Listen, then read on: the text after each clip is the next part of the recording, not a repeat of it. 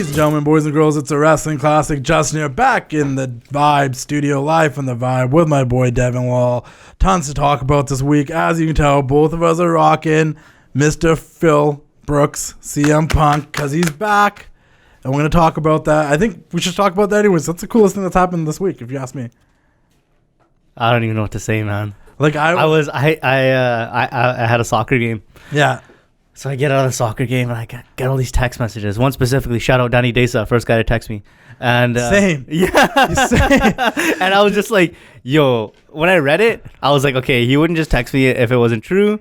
And, you know, if it didn't actually happen. And I was like, no way. Yeah. And then I just got riled. And I was just like, you know that hyper feeling you get where you're like, why do I have to be driving right now? Like, why can't I just be like stopped? So for me, like I was at my grandma's house. Yeah. She doesn't have like normal cable. She has like her channels and not many channels and whatnot. And I had my PlayStation there, and I was rocking Disney Plus because shout out to Disney Plus. That's dope. If you guys haven't checked it out, you gotta check it out.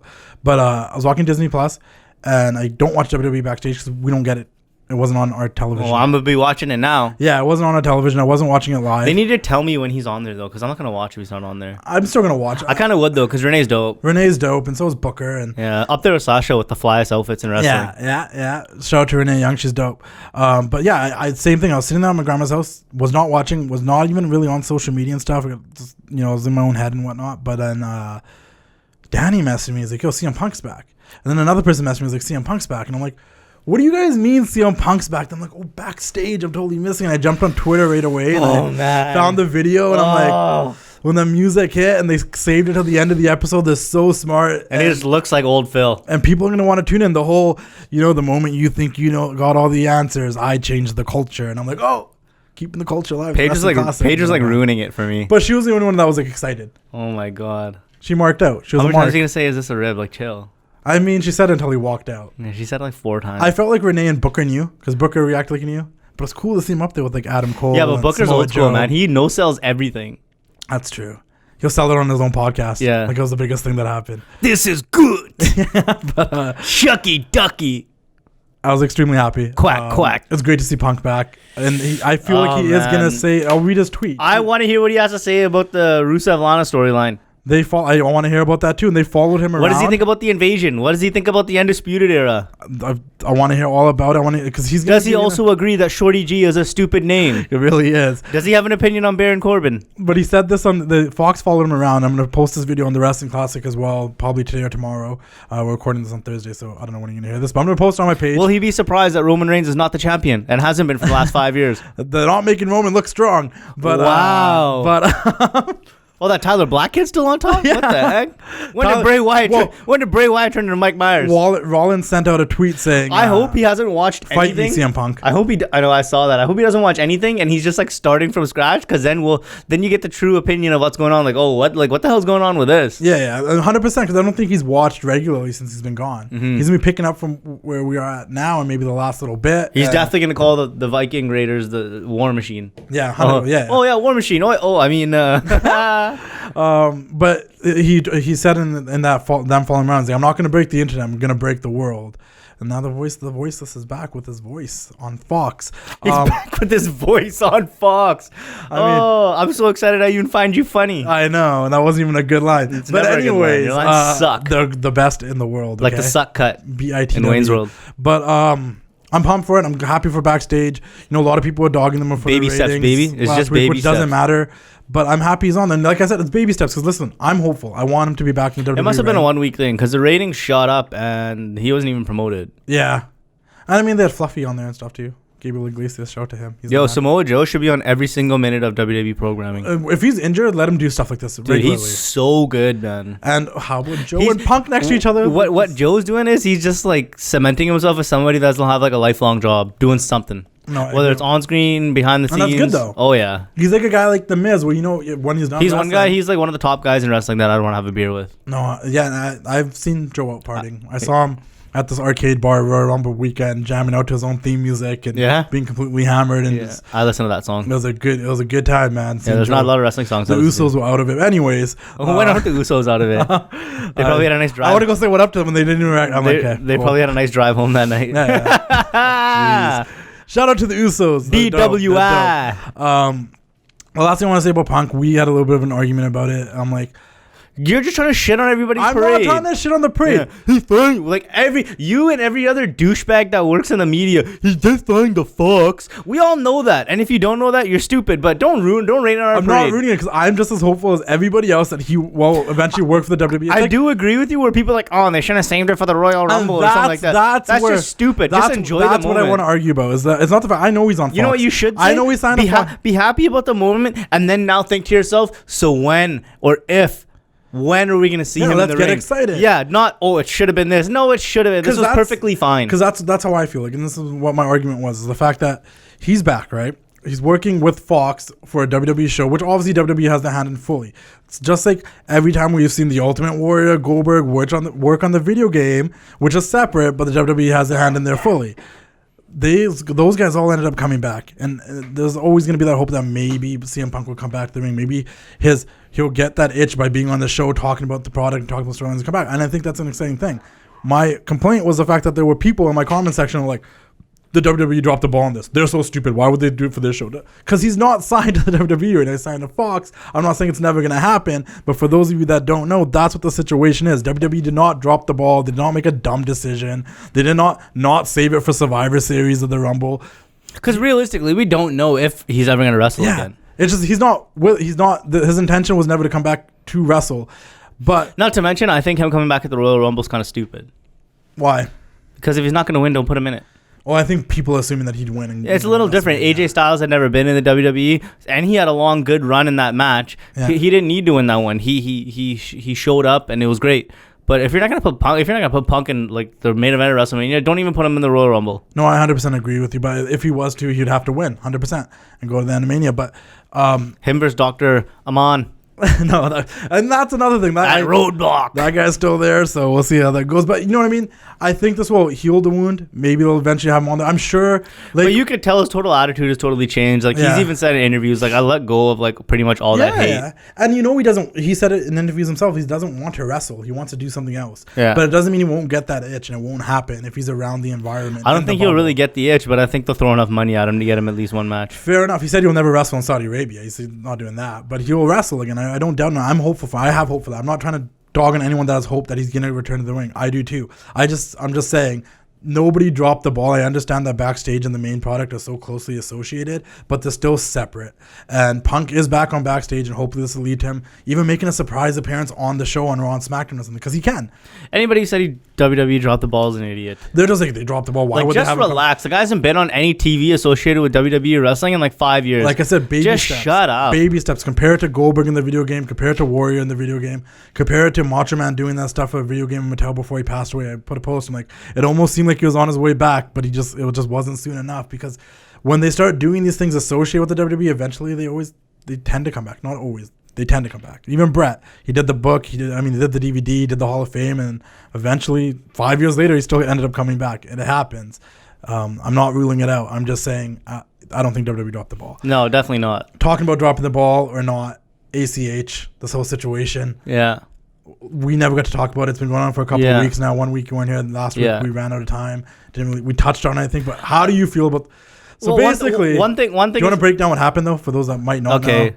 So he had posted something on Twitter where I guess a month previous, I think it was October or September. Yeah. They had sent him a design for a shirt which he originally okayed. He saw it on a gray shirt. It's essentially his name's in a smile. It's his name written in white in a smile. I guess he smiles a lot. And that's like, I guess that's part of his thing so far. Jordan Myles, he's been in NXT. And then as a red outline, kind of looks like lips, so it looks like a smiling face. And so he had seen the shirt on gray, and he's like, okay, I approve of it. You put it on black, yes, it completely looks racist. It has those old like Samba doll kind of vibes, extremely racist visual, like just whatever the word is, visualization, whatever depiction. Like, it's totally unacceptable. Fair, but. So because of that, he went on a rant on Twitter. Yeah, okay. He started saying all the stuff about WWE being racist, and he's doing it for the culture. He even called out Ring of Honor and said they were racist, and called Jay Lethal what's it called? He's been on like a 3-week tirade calling WWE racist. He's been calling WWE racist for about 3 weeks, and now he's saying, F it, I quit. All this stuff. I'm not going to work for racist. Don't call me Jordan Myles. That's my slave name. Bliggity, bloggity, blue. Like, I get it, and I get why you're angry, but to be this angry for this long, for a shirt that he even admitted he saw it on gray and didn't have a problem with it, it should have never been put on black. And as soon as it got put on black, I heard it was even posted with a group of NXT shirts with the gray one there. That shirt never got released. We would have never seen that shirt on black if he didn't post it. Yeah. And one thing that you got to give them credit for, so many major companies, like, look, what was it, like Old Navy or H&M or something, where they had the black kid on there. It was like the cutest monkey in the whatever. Like, these shirts end up hitting advertisements or hitting the stores, and then they have to apologize and pull it. This never made it past the post. He put it out there. Yeah. And he like, you know, he brought it up, and clearly they weren't going to put it in black. And then, like you said, they had that advertisement where it was in gray. Who knows if it got released, if we'd be able to have the option to buy it in black on the website? We don't know. It never happened. It's all hypothetical. But I mean, if you don't want to work there, I understand that. But he's the one that brought this all to light. Yeah. So my thing is this. And clearly once we saw that on a black shirt. Yeah. It looks very racist. It's extremely offensive. No, and that's the thing. I'm going to agree that it did look racist. I understood what it was trying to, like, what he said it looked like, and how it kind of, you know, visual gave the symbolism to different times when, you know, there's a lot of racism in America. Yeah. But do you agree with me that maybe his way about it was wrong? Like, couldn't this have been something that didn't need to be on Twitter? I'm just not sure what he's doing. Like, what was his motive? Because this, like, listen, you know me very well. And the thing is, too, usually when something like this happens, you get a lot of support. I only really see him talking about it. Yeah, well, I think at first people were like, yeah, I agree with you. But once people started getting... You had a lot of people do the for the culture and the thing, but once the more and more the details came out, it's just like, man, like, you really blew this up when they kind of did the right thing. Yeah. Yeah, that it should have never got to him on with a black background, but it did, and he said, hey, like, this is kind of racist. Like, I don't even think it was really intentional. No, it doesn't matter if it's intentional. If it's racist, it's racist. It doesn't even matter if you mean it, because, like, a lot of racism is systemic, it's deep, and I'm sure there's a lot of people out there who are trying to defend it and say it's not racist. What are you upset about? Anybody who says that's an idiot. I see how it is. Like, once I saw the pictures that he compared it to, so I'm like, oh. But realistically, this is how the process should work. They're batting around an idea. Someone said, hey, this is racist, and never made it to the shelf. That is the way it should go. So, and it's not a common thing. You gotta hope that people that are putting out merchandise, and it's their job to market things like that, aren't putting out dumbass racist shit. Yeah. But this is something that came across the line that never made it past the post. Do you think it could have been a conversation that could have been kept off of social media, though? Like, professionalism? Obviously. Because that's my thing. Listen, and you know me, in my younger years, when I was like in my early 20s, I was the least professional employee you could ever have. But as you grow older, you come to mature, and you know where, you know what. Yeah, but you worked retail. You didn't work for this multi-billion-dollar company. What hills to die on. But I've also worked for banks and stuff, too, where I wasn't the most professional person. I don't know, man. And corporations and things. My point is this, that you should always know what battles you want to put out there and what battles you're going to, you know, you can be professional about. Like, that's something I think that he could have probably had a discussion with them. Like, hey, don't release that shirt. I saw it. I don't like it. I liked it on the gray. Who made this decision? I don't know if it needs to be. Maybe he's unhappy with being in the WWE just generally. I don't know. There has to be more to it. I just think he could have went about it a lot better. I totally get what he saw. I think people on that company have had a much bigger gripe, and they have not made it as big as he's made this T-shirt. Yeah. That was just a prototype of a design that never even made it to the stores or the website. So I'm not really sure what his angle is. I get why he's mad, but this level of anger, I'm a colored person. Yeah, I'm not a black man in America, but we all can understand what it feels like to be, you know, feel prejudice and feel racism. I do not understand this level of anger for this length of time over something that I feel was handled about as well as it could, considering that he saw that design on the black shirt. Maybe he's just trying to get fired. But now ain't nobody getting fired. But now here's the question: if he does get to his release or fired from the WWE after the stuff, the way he no company's gonna want him. Where is he gonna work? No company's gonna want him. He trashed Ring of Honor. Yeah. Is AEW gonna want him? Yeah. Who wants to work for Ring of Honor? You know. Nobody's gonna want him. Is he gonna go to Japan? Like, I don't know. He's a really talented guy. I think he's great. Yeah, he's awesome. He's a great wrestler. Yeah. I've seen him live a bunch of times in Chicago and Dallas and all the WrestleManias and stuff, like at the indie shows. Like, He's tremendous. He's a tremendous wrestler. I don't know. I just think it was a little much. I get it. It was racist. I get all that, but the extent that it went was too far. And who even knows, like, We haven't heard WWE side of it. Yeah.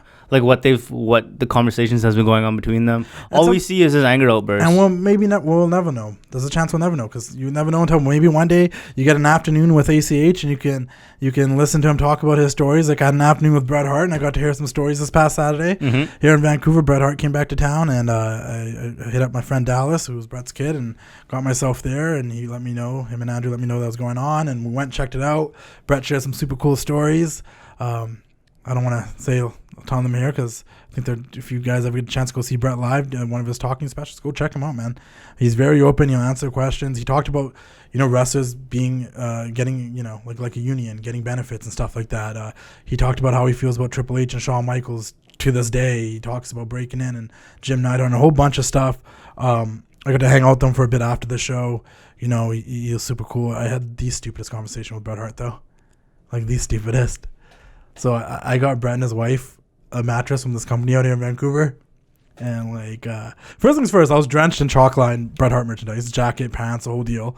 I'm hanging out with Dallas and Lindsay and Andrew, and I took my friend Ankit and my other buddy Jamie with me, and we went there.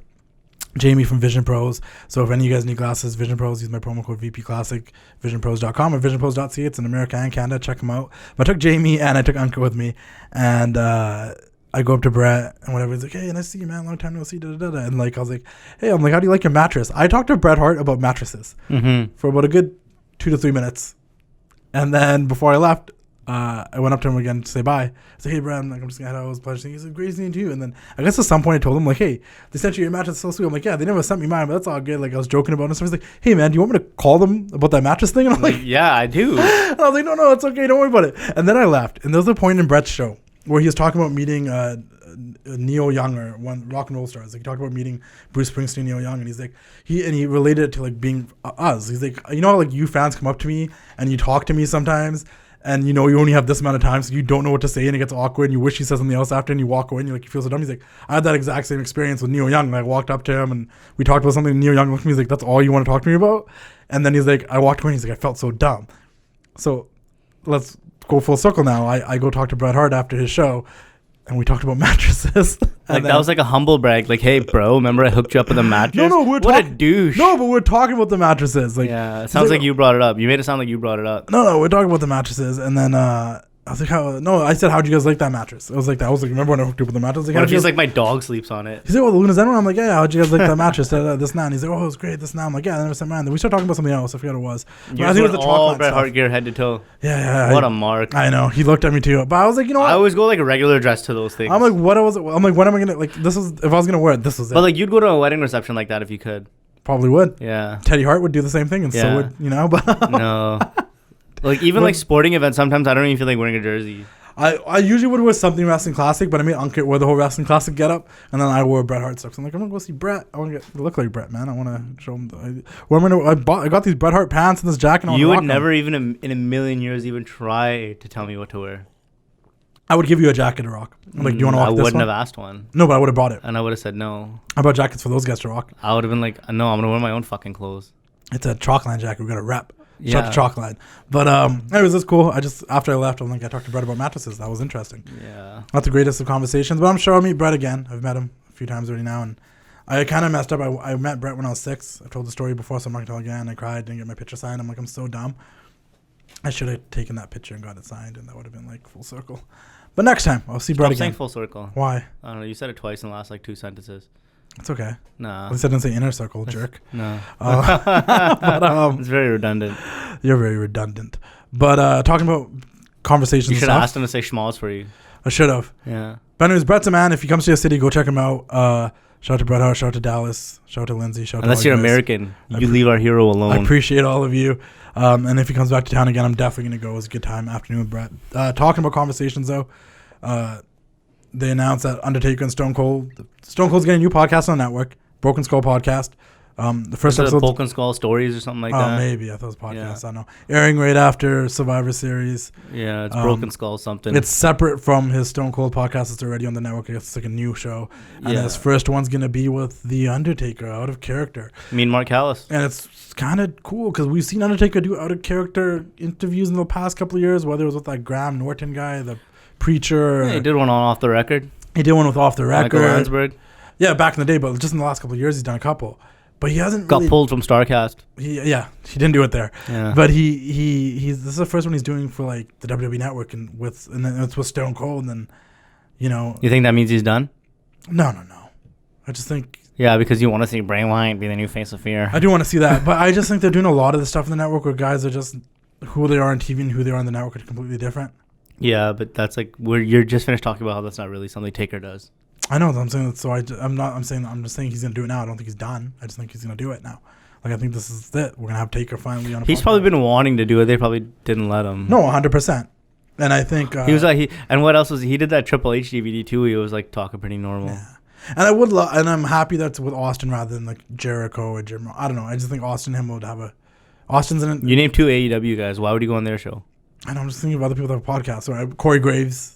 Yeah, I wouldn't want to see Taker with Corey Graves. I wouldn't, I'd rather see Taker with Austin. It's more appealing, and I got hyped when I saw the Austin's a really good interviewer, and he's a really good interviewer, and they also were in the company at the same time during its peak, and I think they're gonna have a lot. Didn't really have good matches going with down each other. memory lane. They're gonna talk about that how their matches with each other weren't very good. Well, there's a point where Austin's like, he always talks about how much he hates that SummerSlam match. Yeah, well, that one, my biggest memory from is that leg drop that Taker did from the top rope to the table. Mm-hmm. But otherwise, I remember the whole storyline that was hyped for. Yeah, it was the good. Brothers of Destruction working together, and then Austin was Highway to Hell. Yeah. Oh, dude, those good times. Was it? We need to review an old pay-per-view and just throw those. You want to talk about all this new shit all the time because we have to talk about what happened. Like we're gonna talk about taped Raw. I'm not gonna lie to you. I don't watch tape shows. I actually didn't fully watch this Raw. I don't watch tape Raw. But let's just talk about the things that stood out to me from Was SmackDown taped? Yeah. Because let's start SmackDown. On Tuesday at the top of Twitter, it was like WWE SmackDown Live or whatever. I'm like, is Twitter like bugging out? Because it's Tuesday. They taped Raw and SmackDown back to back. No, but on Tuesday, like this Tuesday that just passed 2 days ago, at the top of Twitter, it shows you. Oh, do you even go on Twitter? It shows you like what's on TV. So like it'll show like the wrestling stuff because I have a lot of wrestling. It'll say like Boston Celtics playing the Knicks or something like that. And at the very top thing was like WWE SmackDown. I think it was last Tuesday because they taped it. No, it was just this Tuesday, man. I'm telling you. They didn't tape it again. No, but they made it seem like it was on. It wasn't. I'll show you. See how it has up here all the shit that's on? This right here it said WWE SmackDown Live. It was this Tuesday that just passed, man. I'm telling you. That's weird. Are you sure it wasn't backstage? I'll show you. I'm pretty sure Lance Storm even took a fucking picture. Lance Storm. Anyways, my highlights from SmackDown. I don't want to talk about everything. What else about SmackDown? There's a couple of things I dislike. I don't watch that. I'm not. A lot of people. This is unpopular opinion. Ooh, Tyson Fury teams LeBron. That's cool. This is unpopular opinion. New Day's a 7-time tag team champions. Not a fan. Dude, ruined the match. One of them ruined like. I was hyped for the revival with the Viking Raiders versus. See, he says here. Undisputed Era. On Twitter that SmackDown was on Fridays on Fox. Look. Yeah, I have no idea. That's a Twitter glitch, but yeah. New Day is the champions again. This doesn't do anything for Kofi. Some people argue that, look, this is good. Like Kofi, Kofi didn't do anything since he lost the title. And it ruined a match that everybody was excited for. Yeah, the revival. Unless the New Day are fighting the Usos, I don't care. Nobody cares to see their match. Because the New Day against the Vikings, listen, the New Day is great. Yeah. They're going to add a lot to that match. This Survivor Series card, it's all about the matches. And that was probably the second best match on the card. 100%. The Revival versus the Undisputed Era versus the Viking Raiders was way more appealing than having the New Day in there. I'm not going to say it's going to be a bad matchup, but I would have rather... Because, Knock Roddy and Styles is going to take the cake. Yeah, but I still would have rather this have been the Revival. They're just... I think 9 out of 10 people would, too. The Revival against the Undisputed Era just generally was something I bet you even the New Day were probably like, nah, we don't even need this. But Kofi and Big E... congratulations to them. I've said it for years. They're in there to take the pin. And this is not even like just now. Like, I've said this for years.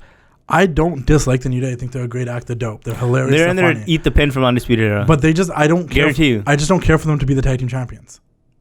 Ever. Anymore. That's not even a conversation I'm going to have because the tag team titles in WWE absolutely mean nothing. So even saying that gives them more value than they actually have. So I would give them value. Yeah, but they should be valuable. No, you can't create something that isn't there. Carmella and Dana Brooke somehow got their way on the Survivor Series team. Nothing against Carmella, love her, but Dana Brooke. I was just going to say that's like your favorite person. No, I love Carmella. She's the dope. But like Dana Brooke, cool. I mean, they put them against Mandy Rose and Sonya Deville. I'd rather see those two girls on the Survivor Series team. Those girls lost to those two girls, and now Dana Brooke and Carmella on the Survivor Series team. Yeah, but the rosters aren't even that deep. So I know, but Carmella is dope. Dana Brooke's still on the fence about that one. Or at least don't have that match. Emporium on SmackDown and Raw. That was cool to see. Excellent. Walter versus Seth got broken and turned into a big 8-man tag match, but it's cool to see they kept the NXT invasion going, but they used the UK guys. You watch parts of that and just think like, I don't really buy that Seth could beat up Walter. No, not at all. When I read the spoilers, I'm like, oh, this is gonna be cool. Then when I kind of like what's the word I'm looking for? Scroll, flip, skimmed through it because I poured it a bit too. I'm like, I don't see. Well, I knew. I'm like, this can't finish without Walter beating Seth because I don't want to believe Seth can beat Walter. And then it ended in this big 8-man tag match. I don't feel like it. Yeah, I just don't feel like it. But back to SmackDown, there's only 2 more things I want to talk about. Bray Wyatt versus Daniel Bryan. That seems to be the Fiend's next target. They had a match? No. So obviously, Sami Zayn is still trying to recruit Daniel Bryan. They're backstage. The Fiend attacks Daniel Bryan. That's where they're going with the Fiend. I dig that.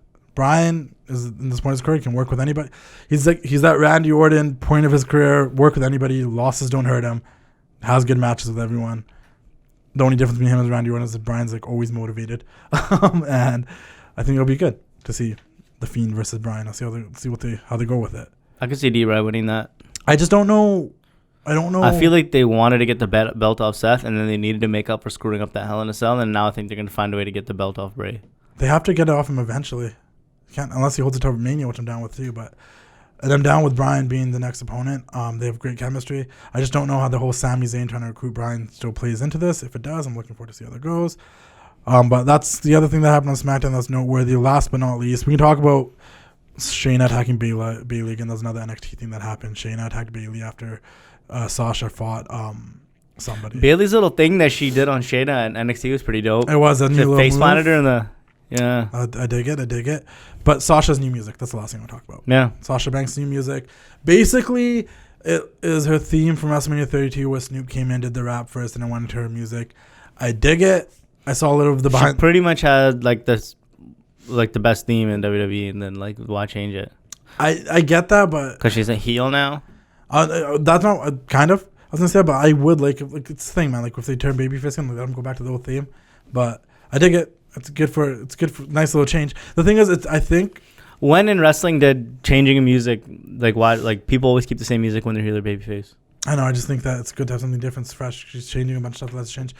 She changed her hair. She doesn't need to change her freaking music. My problem is there's a part of me that does think the Snoop part goes a little bit too long. No, that just depends how long she takes to walk out. No, I watched the behind the scenes of her and that Josiah Williams guy from NXT like practicing how the entrance is gonna work, the performance center and stuff, and like they timed it to where it's supposed to end. I just think the Snoop part's long because I do like her original theme, and that comes in after the Snoop part's done, but then her entrance is done. If they had the Snoop part at the beginning, then they still had the original theme come through. If they wanted you to hear the old part, they wouldn't have put Snoop on the track. Yeah, they don't want us to hear the old part. It comes right at the end. If you go there for a live show and she stands there for 5 minutes during a commercial break, then you get to hear it. Yeah, which is dope. Well, I'm sure, where they just like kind of stand around, just look around, waiting for the commercial to end. Yeah, but you never know. People have changed their themes and gone back. Austin's changed his themes a million times and gone back. Taker's changed his theme a million times and gone back.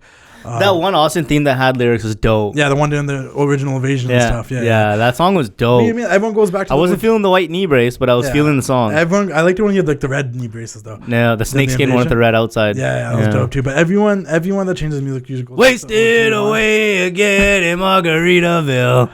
Oh man. One of the greatest segments of all time, BTW.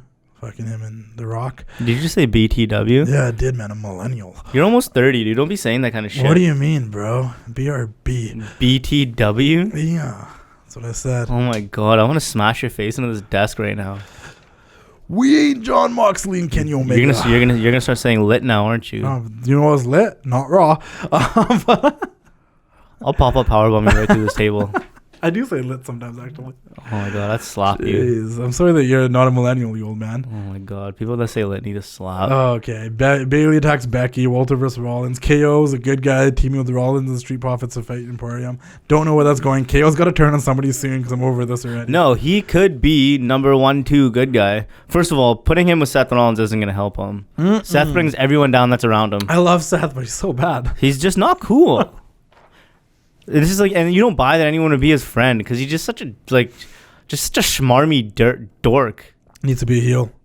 Mark Andrews and Flash Morgan Webster won. That was a great match. It was great. It was great to see those guys. Look, I like the use of the UK guys. I like Mandrews. UK. It was solid stuff. I put these on there just because they were so random. They'll send Cara and McIntyre. McIntyre got his win.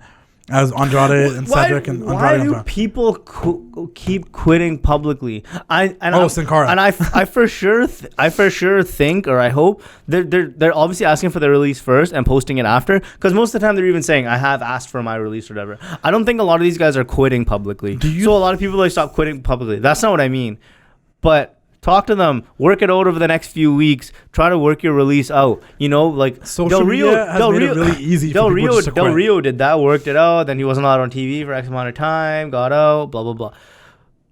It doesn't work for anyone. Harper got screwed with it. A couple other people did. Who got out? Cody got out. Did it behind the scenes. And then released Dustin got out. After Dustin got out. Did it behind the scenes. But they released those statements after. And everybody that's got out, Moxley worked his contract out. Nobody look at it. Like, you saw Harper. Yeah. He tried to quit like a year ago. Yeah. They're not going to let you out. But do you Mike Bennett, you think they're going to let you go? There's a reason they sign everyone on the planet. They don't want you to go anywhere. Do you think they're just leveraging, trying to get leverage on Cara just signed a new 3-year deal this year.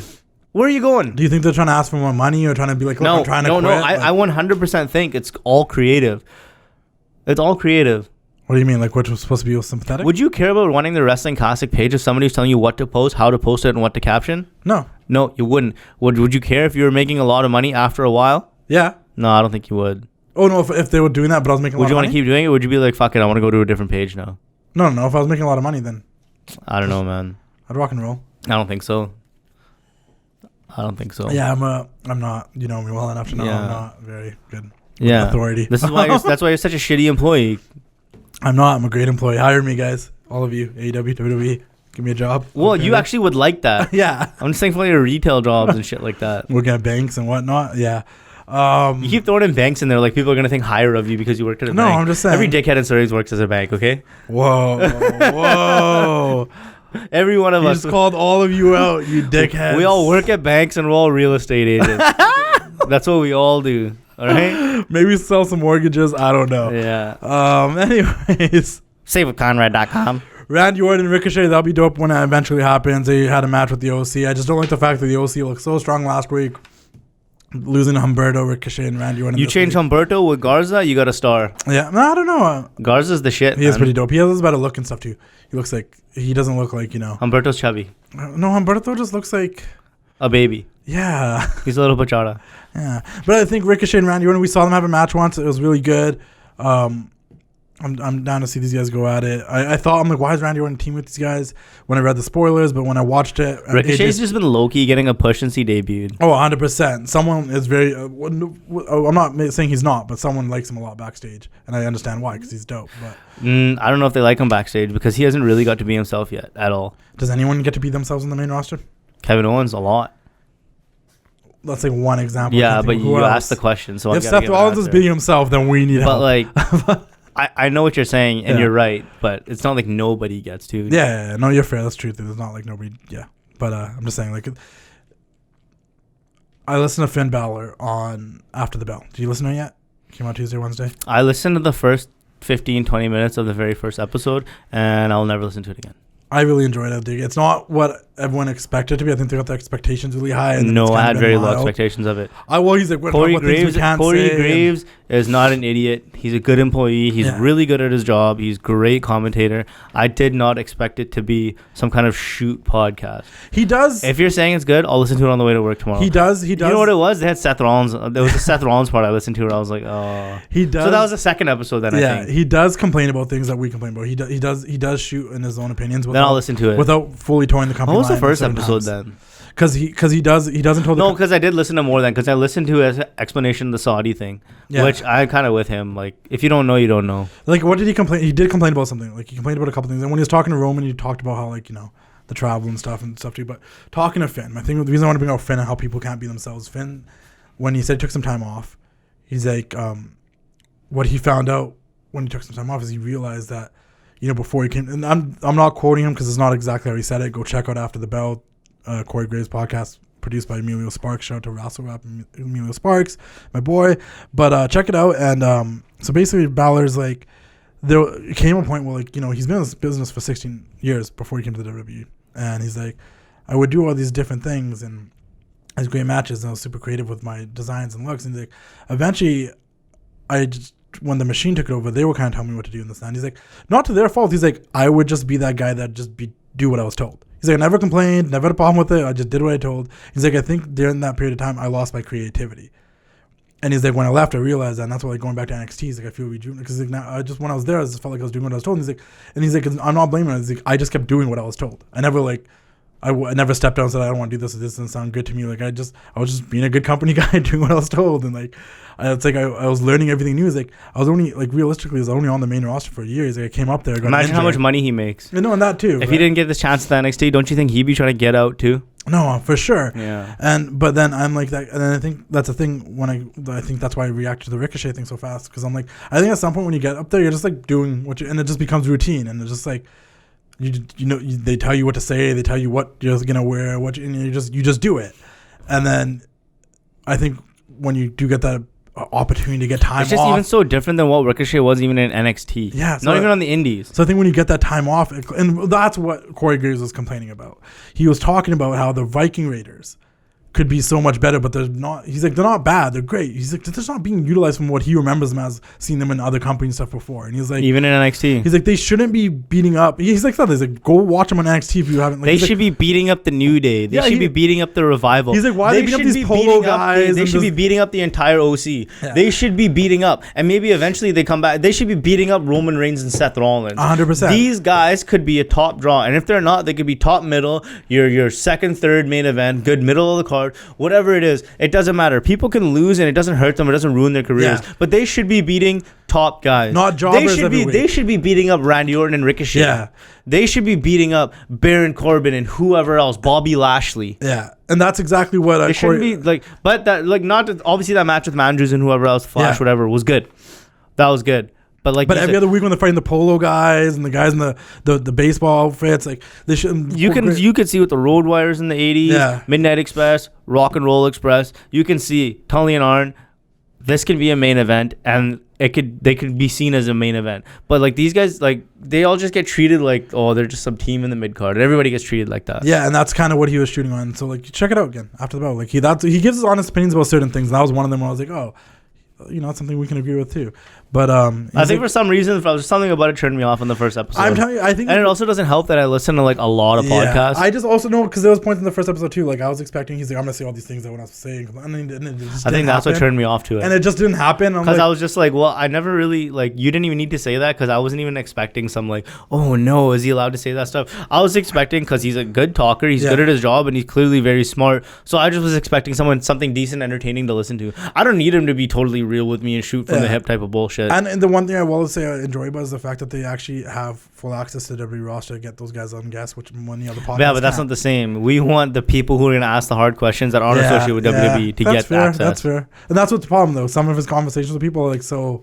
But some of his opinions stuff was straight. So check out After the Bell. Anyways. That's why Rosenberg doesn't get any of those guys. Not anymore. Yeah, that's true. It's a shoot arrow, baby. I don't want to talk about it. Lana Rusev, last year's still going on. She faked a pregnancy. Her accent's fully gone. I'm not sure what you're talking about. It's just gotten horrible. I haven't watched a single one of those segments. They're horrible. She faked a pregnancy. Ever since the first time they made out, I haven't watched a full show since then. That was because that was the last segment of that show. I haven't watched a show end to end without fast forwarding, nothing. And I also haven't seen, not a clip on Twitter. I have avoided fully, other than hearing about it, every single thing to do with that storyline. And I am happy for it because I'm not that mad about it. I know how bad it is and I hate it, but it doesn't affect my life because I just don't watch it. That's what you do, guys. Just don't watch it. It was bad. It's still bad. It is what it is. I don't know where they're going with it creatively. If anything, I just want to see Rusev beat the living crap out of Bobby Lashley eventually. Get these guys in the ring. Enough of this. Bad angles and bad promos, but it'll end when it ends. But we're stuck with it, and if you don't want to watch it, like you said, just forward through it and don't watch it. NXT, I think the biggest thing here is Matt Riddle. Gargano's no longer facing Finn Balor at War Games. It's like a neck injury or something. He's got an injury, which is great because now Balor can take credit for injuring him if he wants to, which is a good way to go. I think it looks like it was that Bloody Sunday he took in the round. I think so. And then Riddle is taking his place. Balor called it Riddle, and. Not the same, but everybody else is busy that weekend. So Riddle's out of the War Games match, which means, Ciampa and Keith Lee and now Dijakovic, who joined them, who took Riddle's spot, is in there. But they still have one more guy to fill that spot. Don't know who it's going to be against the Undisputed Era. But how do you feel about Balor versus Riddle? Meh. It'll be good. I was more hyped for Balor versus... like I said, Riddle hasn't got there for me yet. Hopefully this match changes that. I think he's a good wrestler. I enjoy his matches, but as far as being invested in his storylines, I know I'll get there. I'm not hating on it or nothing. I just haven't yet. Oh, that's fair. You got to grow a little bit more past the bro thing for me. And I think he will. I think he will too. And maybe this match will help him get there. We haven't noticed. Sometimes he's been so hot and like with wins and stuff that sometimes it takes a couple of losses for you to get a different side of the character to come out. I don't know. Yeah. No, that could be true. Because it just seems like Riddle wins all the time. I haven't really seen him, or even like a good hardcore match. I don't know. He had that stuff with Killian Dane. I don't know if it's his look or what or his promos. There's something about it where I'm just like I don't really pay attention to what he's doing. No, that's fair, man. He doesn't like capture your eyes the moment. He's not like Velveteen Dream. You're like, whoa, what's this guy about? Where has he been? Is he injured? He was, and he is probably. Okay. A back injury or something. Xia Li versus Aaliyah. I just want to point this out because Aaliyah was busted open at the end. Dude, I saw that picture on Twitter. She got messed up. Yeah, I definitely agree. But all the Asian girls messing people's faces up this week. Leo and Garza was dope. Garza's great, man. Obviously, Leo, like one of the best guys in the company, hands down. Yeah, 100%. He's good on the mic, great in the ring, and just the way he moves, like a little Rey Mysterio, man. Leo and Garza's a great match. I watched this after AEW. I'm gonna say the same. Garza's gonna be a star. I'm gonna say this about NXT comparing to AEW. AEW is better, promo heavy, and they were telling stories. NXT once again, there was so much good stuff happening, but it just felt like so much wrestling. And for me, I was just like I enjoyed Leo Garza. Then it was like more wrestling. Then it was more, and then the Dunn Priest Dane. I think it'd be a little different. Segment. I think it'd be a little different too if NXT was also coming off of a pay-per-view. No, that's true. They're in like two, and I think it's good for us as fans that it's like staggered. We got one that was like a hot go home show, and then we got one that was a pay per view coming out of the pay per view, and we're still getting with NXT kind of building to the pay per view. So it's like nice that they're kind of like not totally parallel. Because last week though, like when I talked about AEW, I'm like there was certain. You remember what happened last week? There's too much wrestling, man. I don't know. Last week when I talked about AEW, I remember there was like the certain things I didn't care about. Like there was a tag match I didn't care about. There was a women's match I didn't care about. Everything on the show this week was like they did something. That made one thing I wish I started doing. Like maybe, last year or two, 2018 maybe. Yeah. Somehow, whether it's like notes in my phone or something like that, whether it's Superstars, Main Event, Raw, Smackdown, New Japan, Dominion, whatever. Just note down all these really, really good matches because, man, it makes me so sad how quickly I forget about them. Because there's so much And then somebody reminds me of them. I'm like, oh, yeah, that was There's stuff that happened earlier this year that I forgot about. Dude, some really good stuff. It's that you just like forget, like, dude, like remember like Murphy and Roman, stuff like that. Like it's just like I don't want to forget about that kind of stuff. That's an argument I have all the time with people. I'm like, we're spoiled with too much good wrestling now. Too much. That like the good matches don't stand out because we get them so often. Way too much. Well, back in the day, you get a good match on the pay per view, a good match on Raw every once in a while. Even look at. I know we're gonna get to it, but even look at Full Gear because of Moxley and Omega. Cody and Jericho were forgotten before the night was over. Mm-hmm. Which we'll talk about Full Gear. Which is an extremely good title match. Great story. But do you not feel like everybody forgot about it by the time the night was over? I felt like those two should have been switched. I know it's hard to say that because Moxley. I think logically having the unsanctioned lights out kind of match at the end makes sense. It did, but the JR and me was like the title match should go on last. I agree. I think the champion should always come out last, and the championship should always be on last. And I think that even when Jinder Mahal had the belt, our boy, our savior, should always be the main event. And I agree. When Punk was the champion, he should have always been in the main event. Even not John Cena and John Laurinaitis. I was just gonna say that the ambulance match. Yeah, dude, that should not have been the main event over CM Punk versus Daniel Bryan. I swear to God, over the limit. CM Punk and Daniel Bryan should have been the main event. Over the limit. And John Laurinaitis and John Cena shouldn't have been the main event. Punk was hot. I know why he quit, but now he's back.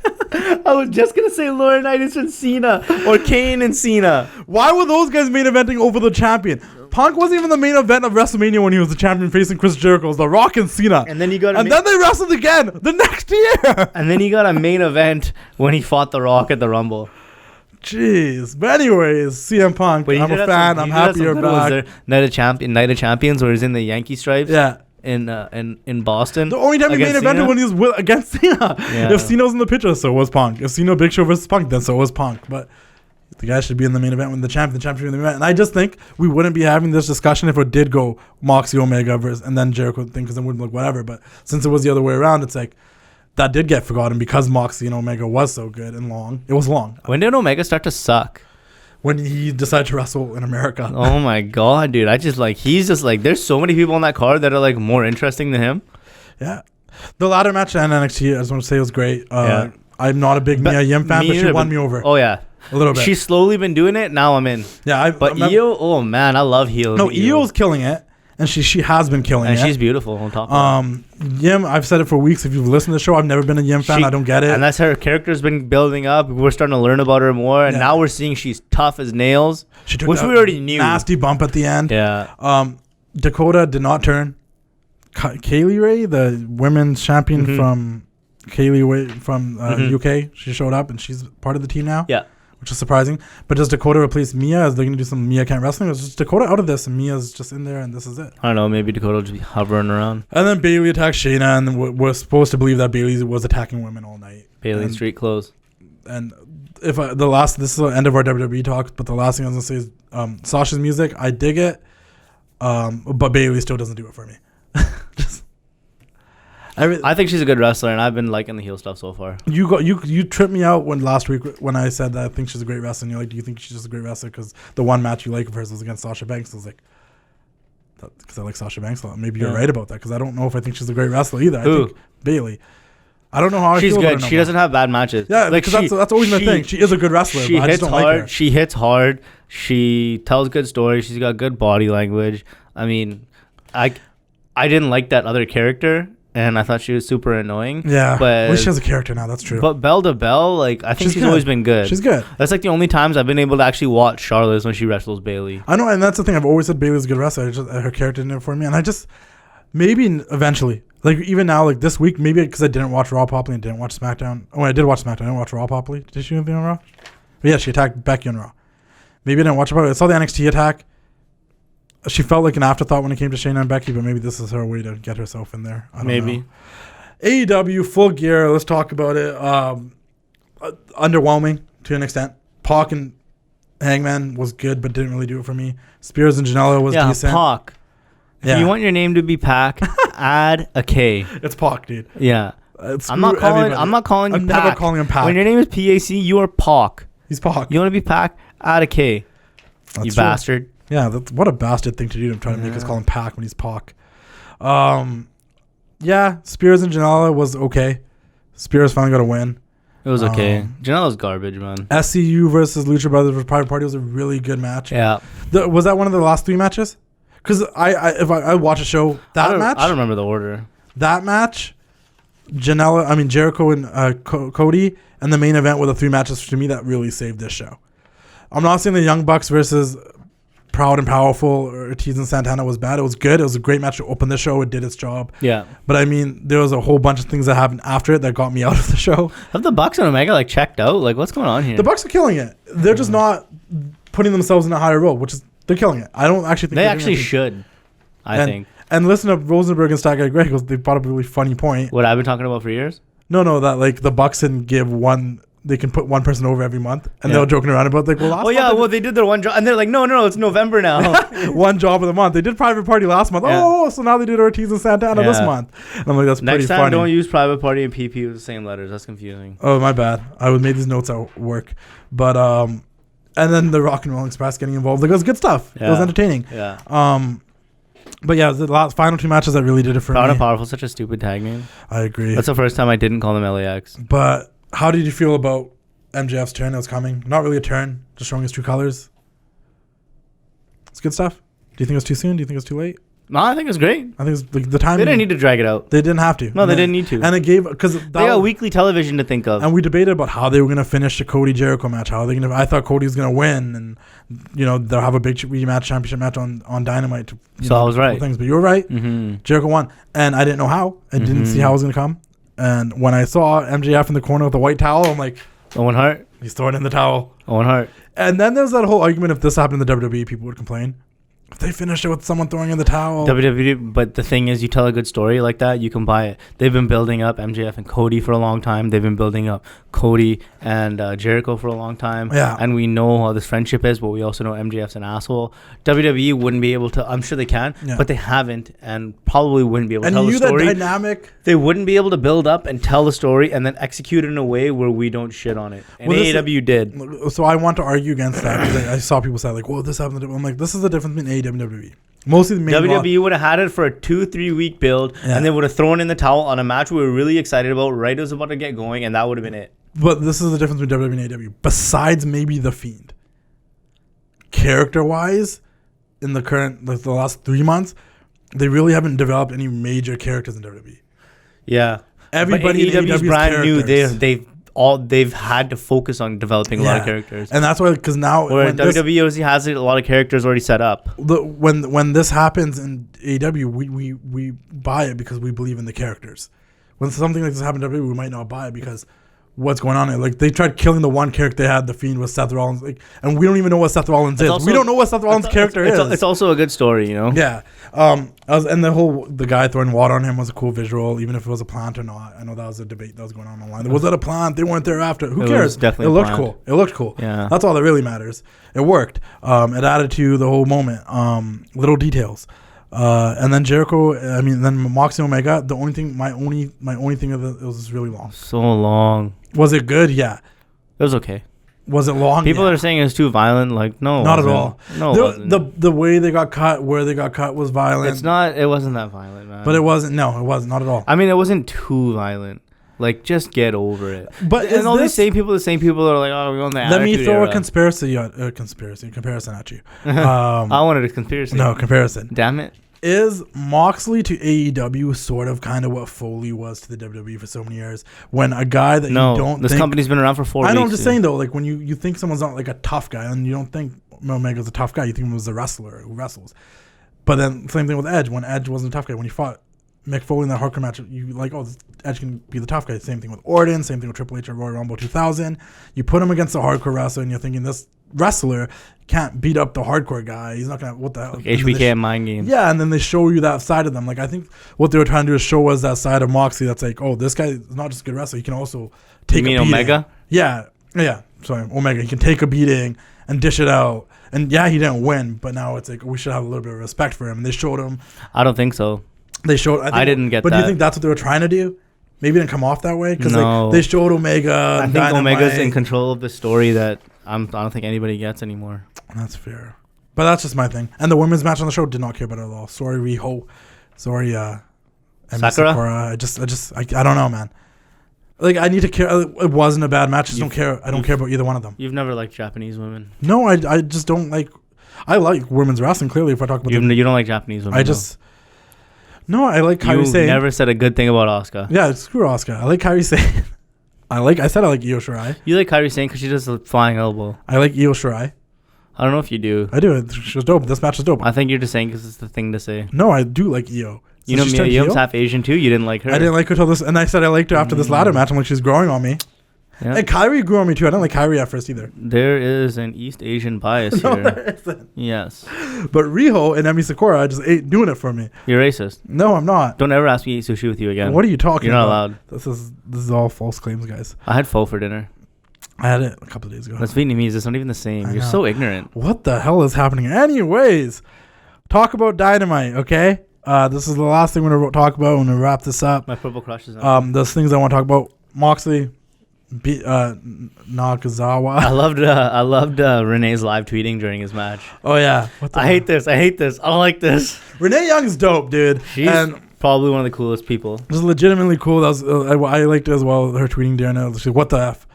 Hi, I don't like this. It was good tweeting, man. I would totally buy her flowers. But dude, I mean, being his wife and watching that must have been like, what the are you doing? You know, like he was literally like teared up on the back from the barbed wire and all that other stuff. But Moxie cut a promo, challenged anybody in the AE locker room, said he's gonna take them all down one by one, and Darby answered the challenge after a triple threat match. Love it. And skating down to the ring. Yeah. Justin Roberts is such a dork, man. I love it and hate it at the same time. Moxley versus Darby. I'm in for that, man. I'm down. How much is private party weight in cranberry vodka? I don't know, man. John, I'm like, just say John. Just say John, man. Stop saying John. I love you, Justin Roberts. You're a man, but every time you say John, I'm like, can you please just say I just John? love the way he used to say The Rock. He'd be like, duh. The emphasis he puts on it. You cannot discredit that he tries hard. No, it's just funny, man. It's all fun and games. Roberts is the man, but the Gian thing. Gian. It was great to see Penelope Ford back on TV with Kip Sabian. You know, me and you are Kip fans. Yeah. Good old Kip Number Sabian. one guy. He should be the champion. He should be facing Jericho next. He should be the women's champion, the tag champion. Kip Sabian. Kip Sabian for life, baby. What a great name. Just rolls off the tongue. I know. And then I got Penelope with him. Penelope Ford. You called her Penelope 3 times. Penelope. You said Penelope 3 times. That third time, I couldn't let it go anymore. Penelope Ford. Yeah. At least I'm not like Booker T. Penopoly.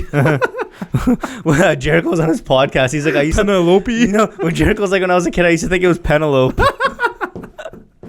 We only know because of Penelope's dope. Penelope Cruz. I just want to shout out to her. One time I was talking to someone at, I think it was the All In Starcast. Oh.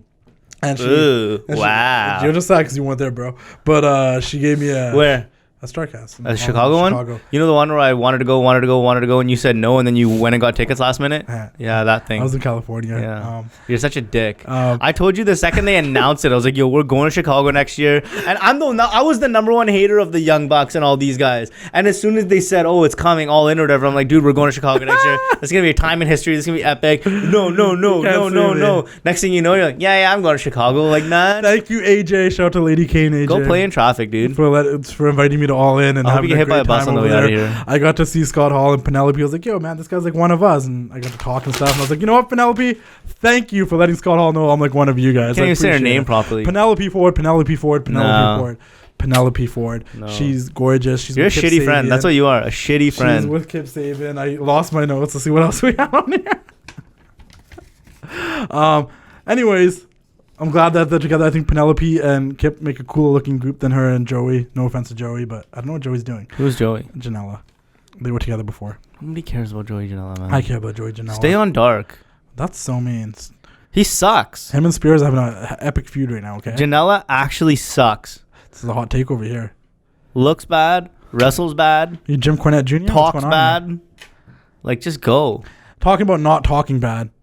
Chris Jericho and MJF had a great promo with each other. It was first Jericho's promo telling the fans to thank him. Then MJF came out, did his thing, gave us a great dialogue, or I guess monologue. You do the 5-knuckle shuffle to WCW Saturday night too. Yeah, and gave the one monologue about why he turned on Cody. And it was great. It made sense. He was never my mentor. He tried to use me. It's just like he uses everyone. He doesn't care about anyone. I'm like, oh, this is good stuff. Roller Coaster is one of the all-time sickest nicknames. And then and then it's gone now. Roller Coaster. And then we had Jericho and MJF have their moments together. I love the Juventud Guerrero thing. Like, you wanted to be like me when you used to watch me fight, Juventud Guerrero. But then MJF kind of messed it up by saying Juvi, because that just shows that you know who he is. You wouldn't say Juvi. You would have said Juventud again. No, Jericho said your parents got horny watching me. Versus Juventud Guerrero on Nitro. Yeah. And then MJF's like, I don't even know who Juvi is. Like, you wouldn't know his nickname's Juvi if you didn't know who he was, punk. But MJF's the man. And they did the little Kevin Owens Jericho spot where they both called Cody an asshole. You went really Wade Keller nitpicky on that one. I like that. I did. Yeah. And it was good stuff though. Overall, a great promo. I love MJF. He's my boy. Jericho's Jericho. Why is he your boy? G-O-E-T. Because he's been my homie since before he started wrestling, man. Oh, okay. He's a Wrestling Classic TWC fan member. Wrapped that shirt way back in the day. Yeah, way to kill his gimmick. Oh, I mean, he's an asshole. Yeah. Like, as a jerk. Well, he doesn't talk to me no more because he's an asshole. He big leagued me. DM him right now. No, he won't respond. Let's do it. He's a jerk. Let's do it. He's like new number. Who this? Message me. Come on my show. Phone number. I'll text him now. Be like, who is this? Come on my show. I did invite him on the show. Be like, don't worry, I'm also a shitty friend. He turned to an asshole. You guys can bond over that. Turned on me. You guys can bond over that. So you're too nice of a guy for me, you jackass. Bond over that. Be like, I'm also a shitty friend. Maxwell Jacob Friedman. Maybe I can join his group with him and What's the guy's name? Wardlow? I remember I started his muscle. I remember I started following him a couple of years ago just because his name popped up. Yeah. I don't know. I just thought it was a cool name. I was like, oh, that MJF. What the hell's an MJF? And next thing you know, he blew up, and I was like, I was following him. I don't know. He was. I did an interview with him in the archives on the Wrestling Classic YouTube channel. And you find me talking to MJF. It's just audio. All 3 videos you had up there before this. Yeah. Shout out to the vibe. Anyways, I thought that was a good part of AEW. I really want to talk about AEW because I really enjoyed the show this week. compared to everything else. Well, that's why I said we didn't need to run down all that WWE shit. We did. But like honestly, I don't. Why even run anything down? I don't like what we want to talk about. I don't like the Dark Order. Okay, huh? I'm still not a fan of the Dark Order. Nobody does. Water's wet, skies blue. Their entrance actually kind of looked kind of cool this week. They're junk. The fat guy put on some clothes. I don't know his name. I've heard their little squad. I've heard them compared to the Putty Patrol in Power Rangers. Oh jeez, that's basically what they do. But the bigger one, the main guy, Evil Uno, that's his name. Yeah, he wore like a full his torso's covered now. And I'm not trying to be like mean or something, but it looks like a better getup for him. He's been keeping it together. Yeah, and it's a better getup for him. They're horrible. Since the day they debuted, nobody's liked them. And this week they did a little bit more. They tried to invite Marco Stunt to join their group, and this brought the return of Luchasaurus, and I'm so happy to see him back. He's awesome. That guy's the man. So agile for a big guy. Did like a backflip, did his things, beat up all the little creepers, beat up Evil Uno, and the little kick where he kicked them all at the same time. Yeah, he beat them all up, and he's back. And I'm glad. I'd rather see Luchasaurus. And it's so crazy. He was only gone for like 2-3 weeks, and everybody's acting like he's been gone for a year because we missed him. Because he's a star. He was a star in that group, and Luchasaurus and Jungle Boy is a team over Jungle Boy and Marco Stunt. You love AEW. I really do. I'm a fan right now. It's making me want to like them less. Which will make the show more fun. Spears' entrance needs to tone it down. They need to tone down this whole him coming with the chair and the lights and the whole can you just come out now? You hit the guy with the chair like 8 weeks ago. You're not the chairman. Who else does he hit with the chair? Well, why does Sasha need to come out and do her whole ring thing? And that's different. Stuff? That's the entrance. She walks out. She does her Polish walk. This guy brings a chair, flips it around, sits down, does a Beyonce thing. Like we don't have time for all this. Walk out with the chair. Say that to do Undertaker. This thing, huh? Say that to Undertaker. He's a legend. Oh, okay. Is Sean Spears a legend? Did he deserve this long entrance? No. Has he been there for 15 years? Say that then. Jeez. Say that. Tell us what you really think then. Man. Give a good reason. Don't just say that's too much. It's so much. I'm like, dude, I feel you don't like his entrance because you don't think nobody should be getting an entrance like that. And I feel like I should change the channel when he's doing it because, like, dude. That's good. NXT's better anyways. Can we move on? Can we move on with the dumb chair entrance, Sean Spears? Jeez. At least Darby Allin jumps on the skateboard and just gets to the ring. He gets there. He knows. Yeah, he's a real dynamic dude. Yeah, really is a dynamic dude. Didn't get that at first. Yeah. Shout out to Johnny Ace. And I guess, what's his name? Shane Douglas. The franchise. Anyways, Nyla Rose was out there. I said meh. Nyla Rose, meh. Not that she's bad or anything. It's good they put her back out there. They had to do something. She's a character they've kind of developed in that division. She's bad. Good for her. She got a squash match. And then Allie did an interview. And finally, someone that we know is on Dynamite, one of the women, Allie. And then out comes Awesome Kong and Brandy Rhodes. They cut her hair and sniff it. And Awesome Kong has hair wrapped around her waist. And it's growing on me a little bit. Brandy thinks she's the one that's second or third generation. Yeah, it's growing on me, though, because as long as Brandy's just like the mouthpiece and Awesome Kong is the one kicking everyone's ass. I mean, she's not horrible, but she's nowhere near as good as she thinks she is. Yeah, no, 100%. I agree. But it's growing on me. At least something's happening in the women's division there. Because for weeks, I'm like, this women's division sucks. Hey, look, now we have a storyline and characters and people that actually be like, oh, something's going to happen here. I don't know, man. She thinks she's like Margot Robbie or something. I just know you don't like Brandy. I'm not the biggest fan either. But I'm just glad something's happening. And if it's involving Brandy and Awesome Kong, dope. I liked her as Cody's valet. And she did a really good job doing that. But Cody doesn't need her. Took bumps, got in the way. No, 100%. Well, no, she makes him less likable, and he's the best babyface. And he's so over. Yeah. Even when he came out after the MJF promo, and ran out to the fans were eating it up, and then he got attacked and they were wearing the same suit. Then he got attacked by Wardrobe. You know they were wearing the same suit. Oh, were they? Yeah. That's because they used to be best friends, man. Roller coaster. They probably got those tailored together. Hangman and Pac. I don't know why I enjoyed this match a little bit more than their. I keep finding myself liking Hangman less and less. And I thought I was ready for him to be the top star when this company started. Now I'm just like he just looks like an average regular guy. But they pulled the WWE's old school 50-50 booking formula, and Pac got his win back, and I think they're done with each other. Pac's 2-1 now though, isn't he? Yeah, he lost to Hangman. So that's not really 50-50 because he has more wins than Hangman. Oh, that's true. Or 2-1 because of the match in England. You're right. Yeah. But whatever. I just mean like at least Pac got his win back the next night. I'm not always the biggest fan of a rematch right after a pay-per-view, but I was like, Pac and Hangman, I'm down with it. They always have good matches, even if it's not my favorite match. Yeah, at least wait till Backlash to do all the rematches. You know? Loved that. Just give us a couple of weeks of building back up to it. But I was down with it. It was a good match. I enjoyed this match. I did a couple of callbacks to the previous matches and some good back and forth, and Pac got the win. As he should. Bucks and Santino Ortiz and the whole brawl backstage to the stage. I guess they're continuing that. That's good. This is what I would rather. Why was Orange Cassidy just chilling in the washroom? That was the biggest pop of the night. Yeah. The fact that guy is so over with his hands in his pocket. I think the AEW fans cheer him ironically because they know non-AEW fans don't really like him. I know we both like him. Did you see Chris D'Elia react to Orange Cassidy? Yeah, loves it. Loves him. I love this guy. It's the best thing. You get Daniel Tosh feuding with Arn Anderson. You got what is Chris going D'Elia on? making buddies with Orange Cassidy. I was listening to Chris D'Elia on the way here. Yeah, that guy's the man. And I listened to the Arn podcast, the Ask Arn Anything. They brought up the Tosh 0.0 thing. Have you seen Arn's promo against him on YouTube? No. Watch it. I finally just watched Tosh's. We should put it up here. We could have. I just watched Tosh's where he's sitting in the room with the Arn stuff around him. But I haven't seen the Arn promo back to him. Maybe we'll have it play after the show. I don't know. We'll see what we can do. But I would definitely watch it. That's hilarious, man. And yeah, but I popped because I know we're both D'Elia fans. D'Elia, wow. Chris D'Elia. I know we're both fans. If I don't say Chris D'Elia altogether, I feel like I can't say his name just by saying his last name. That's bad. He's in the next season of You. But Did you watch that first season of You, the Netflix show? Yeah. Yeah, I can't wait for the second season. Oh, he's in the next one? It comes out in December. Oh, the guy's a G, man. He's so funny. He was just on David Spade's Lights Out too, and he was so funny on there. He's hilarious. David Spade's hilarious too. You ever see the podcast with him and Theo Von on together? No, I haven't. It's great. Oh man, it's good stuff. I listened to the ones where they switched shows. That was awesome. That was so trippy. Yeah. But shout out to the Congratulations podcast. Check it out. Chris D'Elia's podcast. Listen to every week. It's probably one of my non-wrestling podcasts I actually listen to every week. Join the cult. But yeah, he even reacted to Orange Cassidy. I thought that was dope. But yeah, the brawl's great. I like that they're going with the Bucks and Proud and Powerful still. Probably lead to the next pay-per-view. Maybe with a gimmicky match. Who knows?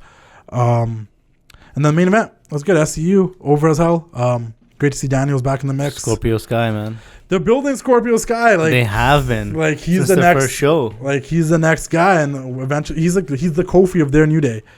Okay, I don't know. That's a really bad comparison. Just because he's black. No, because there's three of them, and one of them, Sean, got the WWE Championship. They're a lot better than New Day. They don't dance around throwing pancakes and eating cereal. Their intro at the beginning of the match kind of gave me like New Age Outlaw vibes. Where everyone had their part, which were also a lot better and cooler than the New Day. I know, but did you get that vibe where like Scorpio said his thing? Yeah, a little bit. And then Kaz said his thing. No, that's bad. It's not like copying them. No, it's not bad at all. It was just like I was like, oh. It reminded you of that stupid Instagram comment, didn't it? Yeah, it did. We have a stupid Instagram comment of the week. How did you know? I forgot about it for a second there. But if you guys haven't, people are so dumb. Just stop typing. Cut your fingers off and stop typing. So, anyways, last things last. The match was good with Guevara and Jericho, and another thing Mr. Perfect used to do. And then Jericho snapping at the end of the match was dope. Jericho snapping at the end of the match was great. Classic '98 Jericho. 97. Getting mad. Conspiracy theorist Jericho, but 97. Yeah. But it was a good match, solid. But SCU picked up the win. Getting to go home, Q kid. Scorpio Sky pinned Jericho, which is a big deal. So that was super dope. But anyways, stupid Instagram comment. If he was in WWE, would they change his name to Scorpio or Sky? Scorpio. Scorpio. I'm a Scorpio, so it's going to be Scorpio. You can't beat Christopher Daniels, but you can't beat Daniels either. You're just Chris. Mustafa Ali got his name back. But yeah, shout out Mustafa Ali, getting his full name back. Mustafa Ali's back. Ali wasn't cutting it. The circle of life. Is it full circle? But, boom, Kip Sabian. Kip Sabian. And Penelope Pord. Penelope. Oh, Penelope Pord, I love you. It's funny Penelope. if I say it. I love you, I Penelope. can actually speak. You're the one who has problems speaking. She's on the list there with Carmella. A lot of people have messaged me saying that too, that you fumble your words a lot. Oh, thanks. Not a single person has messaged me that. I'm just joking. I was a little offended there. Not one single person has said that. Promos were better when people would fumble their words because they were saying their own things and remembering lines. Because Bret used to do it all the time. Austin used to do it all the time. Usually, look at the adjective. Play. Let me ask you a question. Everybody wants to know. And those promos are legendary because they were speaking from the heart. Disgusting. Just like we are. You're not going to get any of my simpy. The badasses. You have half the brain that I have. I have half the brain that you have. I'm going to kick your leg from your leg. We're live, kid. Oh, we're live, pal. Anyways, stupid Instagram comment of the week from Vishal066. I'm not calling you out, but it was a brown guy too. But it was your comment. Probably, not calling you out, but your comment. You got the biggest work at a bank or sell real estate, don't you? Mortgages or something. But mortgage. But Vishal066, he said, I watch all these. He spelled that DESE. Okay, now you're just being insulting. What if he's from India? And think to myself, ... And this is him watching AEW. He's watching the clips on my page. Just as a comment. I watch all these and think to myself, Hasn't WWE done all of this, DIS, in the past? Dumb. Years back, nothing original. Dummy. No period there. You stopped with the dots. And then I kindly responded in the most professional and respectful. We're like the 10 billionth podcast to be created. Should we just quit too? I know, right? Well, it's already been done, right? I mean, there's already so many wrestling podcasts. Like, nothing we can say is original. Listen here, Vishal. Come and tell us something that's original in wrestling. Why don't you bring a suggestion? You tell me one thing that's original, and I will give you something to compare. One original thing. And I have back comparisons, but I'll find something. Yeah, that's just a stupid thing to say. So I came back and I was like, I mean, with over 50 years of history and weekly shows, it's very hard for a lot of things to seem like they've never happened before. Well, they always say in wrestling, what's old is new again. History repeats itself. It's just what people say generally. And the thing is, it's true. If you're going to sit there and be like, this has never happened before, chances are that it's happened somewhere. And even like the stuff that happened in the 80s that felt new, guaranteed you can find some old timer like Jim Cornette or Jim Ross and can tell you what territory it happened in the first place. In wrestling, things happen over and over again. There's only so many things you can do, and it's been popular since the 80s. And there's weekly television shows in different companies and different even the products. Territories. We're talking about the 40s, 30s. Yeah, the 50s, the 60s. Like, there's so much stuff that happened in the years. Like, a lot of Lana and Rusev can be compared to Lita and Matt Hardy or Dreamer and Raven. Like, that's a comparison. You can talk about this whole Jericho Inner Circle thing. That's not something no one's ever done before. That's the 7,000th faction in the last 10 years. Yeah, you can talk about Cody Rhodes and MJF being best friends. How many best friends have broken up in the past 5 years, just generally? None. This is the first one. Almost every women's feud was, we used to be best friends. You know? It just, a lot of things are similar. Wrestling matches, I can't tell you a difference between a good wrestling match and a good wrestling match on a different show because there's too many good wrestling matches these days. We just talked about that earlier. There's too much of it. There's too many super kicks and suicide dives and good wrestling matches. I can't tell you which one is better than the other. There's way too many Hell in the Cell matches. I can't tell you nothing stands out anymore. Nobody's got the worst dive than Rollins. He just jumps out and like finger touches the guy. Yeah, but like, I mean, like, what's original in wrestling? You just gotta enjoy it for what it is. Enjoy it for the art form that it is. Enjoy it for the talent busting their ass trying to give us. That was a really bad comment, Vishal. It was a poor opinion, poor observation. Like, you can compare it with NXT. Like, you can say, I've seen this before. If it's really similar. Oh, an Invasion? Oh, Nexus. Oh, you mean for the last 5 years around Survivor Series, they didn't have brands invade each other? This is some new concept just because NXT's in it now. It's different? No. Sometimes when I look at this WWE ... I think to myself. They do this before. Yeah. They do this before sometime. I'll go take a bath. So, I'm not trying to be a hater, but that was a stupid Instagram comment of the week. Vishal. Sipping that hater. You did. He backstep. He backtracked it because if you a lot of people talk shit on my page, and when I respond, then they backtrack. If you get virtually bitch slapped by Justin, who's so bad with words, you need to rethink your life. I'm good with words, typing it. You are not a good arguer. You are not a good arguer. I can't argue with you, Mr. Lawyer Man. And you're not good at making points. Because you're a lawyer. You try to lawyer me all the time. That's not true. With law. I sell real estate. The law of life. No, you don't. Yeah, I do. And then he's like, yeah, dude, you're absolutely right. But when you see it for the first time, it looks iconic. You see the same thing, and you're just like, this is shit. Then he's like, so you were born in like the 1960s and saw iconic stuff back then? Then he's like, Kenny versus Mosley was real badass hardcore. So Mosley, if you listen to this, you had a great match. So literally copied everything in CZW, GCW, FMW. Literally copied every death match that's happened for the last 20 years. But that's hardcore and badass. On this show, I've compared it to other matches that were like Foley versus Triple H, Foley versus Edge. I'm like, things happen, man. History repeats. It's wrestling. Enjoy the show. You can hate things. You can critique things. You can't say things like that, though. Instagram needs to block this guy from writing comments ever. But anyways, that's a show today, man. I guess I didn't really do it. If you want to buy anything from Chalkline Official, use my promo code TWC15. Save yourself 15%. You get this cool Bobby Heenan jacket, a bunch of the other merchandise. They got licensed with WWE, Nickelodeon, some other brands and stuff as well. They do jackets, they do shirts, they do shorts, they do sneakers, they do a whole bunch of stuff. Chalkline Official, check them out. Use the promo code TWC15. Oh wait, that's not right. TWC15. I don't know where I was going with that. And then last but not least, write down your reads, man. What do you mean? Or if you want to wear Chalkline, just go to a show with Justin and he'll give you his wardrobe. I'll give you a jacket to wear and you can rep the brand. You know when people ask me about Chalkline when we were at the Bret Hart thing and I kept saying, oh yeah, it's Chalkline Official, like da-da-da, you can purchase online. They live under a rock if they don't know what it is. They had no idea. Like, hey man, where'd you get the Hart Foundation jacket from? I'm like, I can tell you. It should be like $350. I'll give you the one off my back. My Hart Foundation pants and stuff, they were hyped, dude. I was selling the brand. Then last but not least, obviously check out Maestro Classic. Maestro Classic is the best beard care and is undeniably good at keeping your beard clean and conditioned. It's sulfate-free beard wash to clean the beard without drying your skin, and beard butter to condition it, and beard oil to keep it shine. I use Maestro Classic. It works tremendously for me. They're the top in the game, man. They groom all the professional wrestlers, everyone in the WWE, top to the bottom, from referees, producers, the talent, to Triple H himself. So check out Maestro Classic. They also work with NASCAR and the 76ers.